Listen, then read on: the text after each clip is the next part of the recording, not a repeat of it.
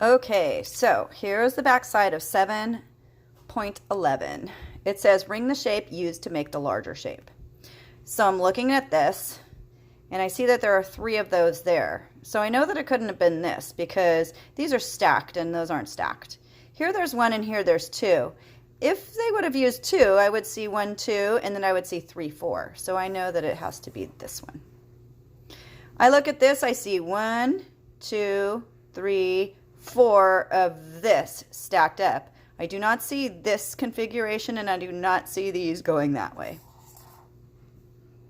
When I look here, I see that this is a repeated pattern. There's a green bottom, a yellow, 2 of these blues, another yellow, and a green on top. This repeats again, green, then yellow, 2 blues, another yellow, and a green. So I can see that what's being repeated is this right here. The blue is not sitting directly on the green. The blue is sitting on top of the yellow. This is what I see repeated there. Here I have a green base with a blue cylinder, a green rectangular prism, and a blue cylinder. Okay, this is not a rectangular prism. That is a cube, and that is a cylinder. So I don't see it looking like this. What I see is this. This is repeated 1, 2, 3 times here. So I'm teaching my eyes to look for patterns, and I'm seeing what is repeated. All right, this is lesson 7.12, and this has to do with length. And we're going to be thinking about from shortest to longest. So shortest to longest. It says write a 1 and a 2 and a 3 to order from shortest to longest, which means 1 is going to be short, 3 is going to be long, and 2 is going to be the one in the middle. All right, so let's look here. I see this, this, and this.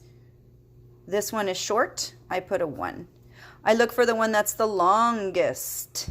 This one is the longest. I put a 3 there. So this one is the one in the middle. So the shortest, then number 2 is this one a little bit longer, and then number 3 is like this. This is like the tomato game in ST Math or Gigi, where the tomato eats the smallest one first.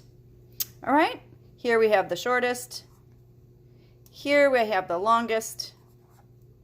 And in the middle we have medium. So we have shortest, a little bit longer, and the longest of all. Awesome. So we're thinking about length now. This is measuring and thinking about length.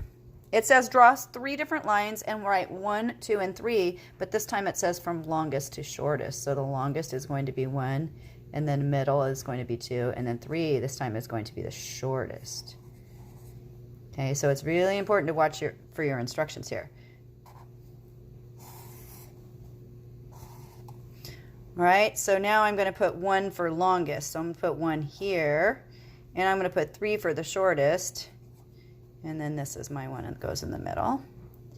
And then here I'll go.